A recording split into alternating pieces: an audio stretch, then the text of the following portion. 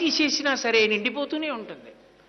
కాబట్టి లక్ష్మి, నేను ఒక్క మాట చెప్పనా, ఇన్ని కోట్ల రూపాయలు హుండీలో వచ్చిందని చెప్పడానికి జాతి సిగ్గుపడే రోజు వస్తే నేను సంతోషిస్తాను. నేను యథార్థమైన మాట మీతో చెప్తున్నాను. తిరుపతి క్షేత్రంలో కూర్చుని నేను మీతో మాట్లాడుతున్నాను. వెంకటేశ్వరుడు లక్ష్మీదేవికి చెప్పి నేను ఈ అవతారంలో ఉండడానికి నేను ఎంత బాధపడుతున్నానో తెలుసా అని అడిగాడు. ఈ కానుకలకి నేను మురిసిపోతున్నానని అనుకోవద్దు. తత్పాపరూపమైనట్టి ద్రవ్యంబు కొండపైకి ఆకర్షణంబు చేసి ఏం చేస్తాను ఆ కోట్లన్నీ? నాకెందుకు? కట్టుకుపోతానా? ఆ డబ్బుతో నేను ధనదు రుణం, కుబేరుడు రుణం కట్టాలంటే ఓ గంట చాలు. అజ్ఞులైన జనులకిప్పింతున చలమతిని నిస్పృహుండనగుచు, అది పెద్ద మాట. తరిగొండ వెంగమాంబ గారి సాహిత్యంలో తల్లికి సరస్వతి కటాక్షం, వెంకటేశ్వర అనుగ్రహం అక్కడ పడింది మాట. నిస్పృహుండనగుచు.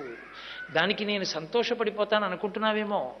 వెంకటేశ్వరుడికి ఇంత ఐశ్వర్యం, వెంకటేశ్వరుడికి ఇన్ని ఆస్తులు, వెంకటేశ్వరుడికి ఇన్ని వచ్చే 2 రోజుల్లోనో 3 రోజుల్లోనో 12,87,97,364 రూపాయలు 70 వేసినట్టే లోకంలో వాళ్ళందరూ తెలివి అబ్బా అంటారు. నేను అబ్బా అంటాను. కాబట్టి లక్ష్మి, ఈ పాపరూపమైన ద్రవ్యం ఏం చేస్తాను?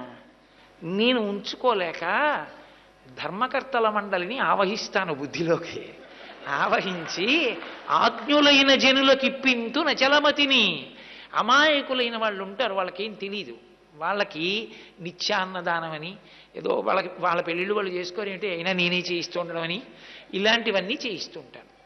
చేయిస్తూ ఆ డబ్బంతా మళ్ళీ ప్రజల్లోకి పంచిపెడతాను. వాడికి బుద్ధి వచ్చిందనుకో, వాడి ఆర్తంతా డబ్బు మీద కాదు, ఆ డబ్బు మీద దెబ్బ తిన్న తర్వాత ఇంత కూడబట్టి నేను ఏం చేశానురా, ఆయన్ని హాస్పిటల్లో పడుకుని ఒక్కసారంటే రక్షించాడు రా మహానుభావుడు. కలలోనంతం మున్నెరుంగని మహాకష్టాత్ముడైనట్టి కష్టాత్ముడైనట్టి దుర్బలుడు ఆపత్సమయంబునన్ నిజపదాబ్జాతంబు ఉల్లంబునం తలపన్ అంతనే వచ్చి ఆర్తిహరుడై తన్నైన ఇచ్చున్. ఇక సునిశ్చల భక్తి భావములను భజించు వారికిటడే సంపత్తి శేషోన్నతుల్.